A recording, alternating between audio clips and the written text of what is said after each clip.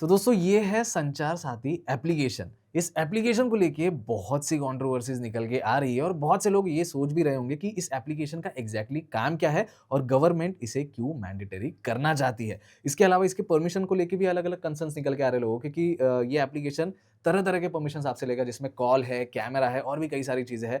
इस ऐप को क्या इन सभी परमिशंस की ज़रूरत है? हमारा डेटा क्या लीक होने वाला है या फिर जो प्राइवेसी या सिक्योरिटी का क्वेश्चन आपके मन में होगा, इस वीडियो के अंदर मैं वो सब दूर करने की कोशिश करूँगा। हर एक चीज़ के बारे में डिटेल में बात करने की कोशिश करेंगे। वीडियो एंड तक ज़रूर देखना, आपके काम का हो सकता है। बस आगे बढ़ने से पहले अगर आप चैनल पर नए हो, सब्सक्राइब भी कर दीजिए। वीडियो स्टार्ट करते हैं। अब देखो, सबसे पहले बात करते हैं कि इंडियन गवर्नमेंट ने जो है जितने भी स्मार्टफ़ोन मैन्युफैक्चरर्स हैं, उनको ये इन्फॉर्म किया है कि ये पर्टिकुलर एप्लीकेशन हर एक फ़ोन में पहले से ही डला होना चाहिए और जो फ़ोन्स ऑलरेडी यूज़ में है, यानी कि जो फ़ोन आप ऑलरेडी यूज़ कर रहे हो, ओटीए यानी सॉफ्टवेयर अपडेट थ्रू ये एप्लीकेशन आपके फ़ोन में इंस्टॉल किया जाएगा। आपको मैन्युअली इंस्टॉल या अनइंस्टॉल करने का ऑप्शन नहीं मिलेगा और बहुत सी जगह पे ऐसा भी बोला जा रहा है कि इस एप्लीकेशन को डीएक्टिवेट करने का या फिर अनइंस्टॉल करने का कोई ऑप्शन ही नहीं है।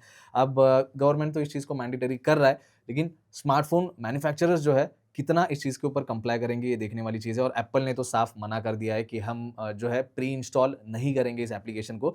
अब उसके ऊपर भी कोई रिज़ल्ट निकल के नहीं आया है। हालाँकि 90 डेज़ का टाइम गवर्नमेंट ने जो है यहाँ पे दिया है मैन्युफैक्चरर्स को कि अगले 90 दिनों में ये एप्लीकेशन हर स्मार्टफ़ोन में जो इंडिया के अंदर है, होना ही चाहिए।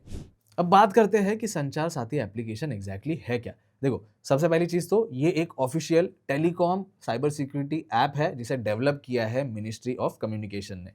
अब इसका जो रजिस्ट्रेशन प्रोसेस है, ये बताने से पहले मैं आपको बता देता हूँ कि इस एप्लीकेशन के फीचर्स क्या है।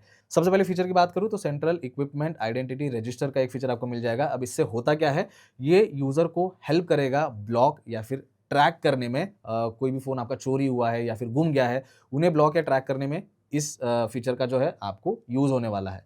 दूसरा जो फीचर है वो ये है कि आपके नाम पे कितने सिम रजिस्टर है, इस एप्लीकेशन थ्रू आप पता कर सकते हो और अगर कोई इल्लीगल सिम आपके नाम पे रजिस्टर है जो आपने नहीं किया है लेकिन किसी दूसरे ने किया होगा, तो उसे भी ब्लॉक या फिर रिपोर्ट करने का ऑप्शन आपको मिल जाता है। चक्षु प्लेटफ़ॉर्म का भी एक ऑप्शन आपको इस एप्लीकेशन के अंदर मिल जाता है, तो इसमें होगा क्या, जो फ्रॉड कॉल्स है, व्हाट्सएप स्कैम्स हो रहे हैं, जो डेली बेसिस पे आजकल फ्रॉड चल रहा है, उसे आप इस एप्लीकेशन थ्रू रिपोर्ट भी कर सकते हो। इसके अलावा एक और फीचर है दोस्तों इसके अंदर, इस एप्लीकेशन थ्रू आप आइडेंटिफ़ाई कर सकते हो कि आपके आईएमईआई नंबर के ऊपर कोई क्लोन डिवाइस किया गया है या फिर कोई डुप्लीकेट डिवाइस क्रिएट किया गया है या नहीं, तो वो सारी चीज़ें भी आप इस एप्लीकेशन थ्रू चेक कर सकते हो।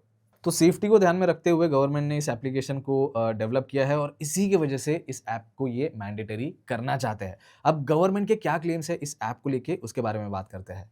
अब देखो, गवर्नमेंट तो बोल रहा है कि इस एप्लीकेशन की मदद से 7 लाख से ज़्यादा डिवाइसेज़ जो लॉस्ट हो गए थे या फिर चोरी हो गए थे, वो डिटेक्ट कर लिए गए हैं, यानी कि उन्हें ट्रेस कर लिया गया है और कुछ को ब्लॉक भी कर दिया गया है। इसके अलावा जो इल्लीगल सिम कनेक्शन है, जैसे मैंने बताया आपके नाम पे कोई इल्लीगल कनेक्शन किसने लिया होगा सिम का, तो वो भी ट्रैक कर दिए गए हैं और डीएक्टिवेट भी कर दिए गए हैं। और इंडियन गवर्नमेंट ये भी बोल रहा है कि ये जो पर्टिकुलर एप्लीकेशन है, इसे डेवलप इसलिए किया गया है ताकि नेशनल सिक्योरिटी बरकरार रह सके और तो और जो साइबर फ्रॉड हो रहे हैं, उसे भी प्रिवेंट कर सके। अब ये सब सुनने के बाद आप सोच रहे होंगे कि एप्लीकेशन तो काफ़ी अच्छा है, लेकिन यहाँ पे प्रॉब्लम कहाँ पे है? प्रॉब्लम है इसके परमिशन में। अब देखो, रजिस्ट्रेशन का प्रोसेस कैसा है वो मैं आपको बता देता हूँ। आपको आपका नाम एंटर करना है और आपका जो मोबाइल नंबर होगा उसके थ्रू आप रजिस्ट्रेशन कंप्लीट कर सकते हो। तो जैसे ही आप रजिस्ट्रेशन कंप्लीट कर देते हो, आपका डिवाइस जो है यहाँ पे लिस्ट हो जाएगा कि ये एक जेन्युइन डिवाइस है। अब इसके अलावा जो प्रॉब्लम आता है वो है इसके परमिशन के अंदर। अब परमिशन में क्या-क्या इश्यू है उसके ऊपर बात करते हैं। सबसे पहली चीज़ तो अगर मैं अभी फ़िलहाल के लिए ये बंद कर दूँ और यहाँ पे नीचे जाऊँ, ऐप प्राइवेसी में आने के बाद यहाँ पे अगर मैं नीचे जाऊँ तो आप देख सकते हो यहाँ पे कि दिया गया है कि डेटा नॉट कलेक्टेड, लेकिन ये पहले ऐसे नहीं था। यहाँ पे बहुत सी परमिशंस इस एप्लीकेशन थ्रू जो है माँगी जा रही थी और उसमें क्या-क्या परमिशंस थी उसका एक स्क्रीनशॉट मैं आपको दिखा दूँगा।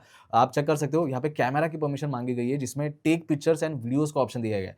एक ऐसा एप्लीकेशन जो ट्रेस करने के लिए या फिर बाकी चीज़ों के लिए यूज़ होने वाला है, उसको कैमरा की क्या ज़रूरत? दूसरा है ये आपके कॉल लॉग को भी रीड कर सकता है।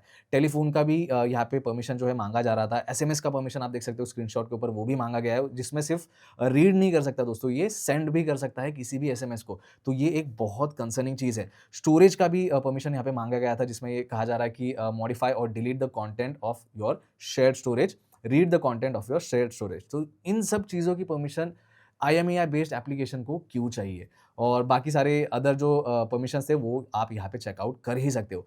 तो कल तक तो ये सारी परमिशंस जो है विजिबल थी, लेकिन अभी जैसे मैंने बताया, अभी ये डेटा नॉट कलेक्टेड का ऑप्शन जो है दिखा रहा है कि this developer does not collect any data from this app.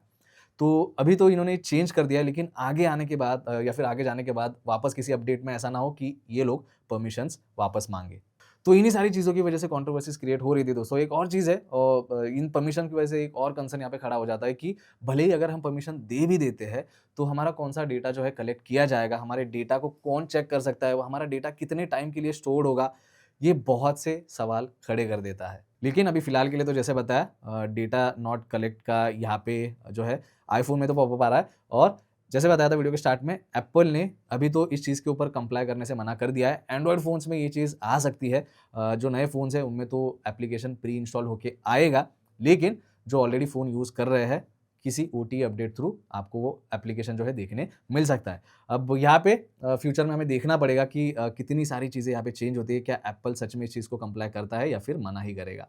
और जैसे कि आप देख सकते हो, अभी के लिए मैंने तो इस एप्लीकेशन को इंस्टॉल नहीं किया है। हालाँकि मैं इंस्टॉल कर सकता हूँ इसे और जैसे बताया कुछ चीज़ें यहाँ पे निकल के आ रही थी कि आप एप्लीकेशन को डिसेबल भी नहीं कर सकते। बैकग्राउंड में ये एप्लीकेशन हमेशा फंक्शनल रहना चाहिए, इनेबल रहना चाहिए। इसे ना डीएक्टिवेट करने का ऑप्शन मिलता है, ना डिलीट करने का ऑप्शन मिलता है। अभी फ़िलहाल के लिए तो मैं इसे इंस्टॉल नहीं कर रहा हूँ, लेकिन हाँ, अगर कुछ अपडेट आता है तो मैं कमेंट में जो है बता दूँगा। उस कमेंट को पिन भी कर दूँगा या फिर उसके ऊपर एक डेडिकेटेड वीडियो बना दूँगा।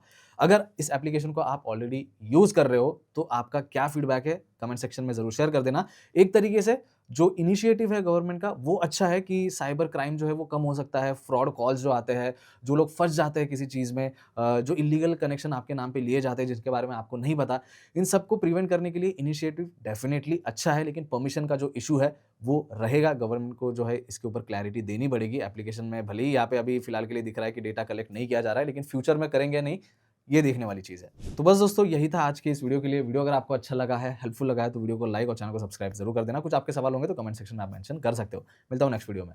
धन्यवाद।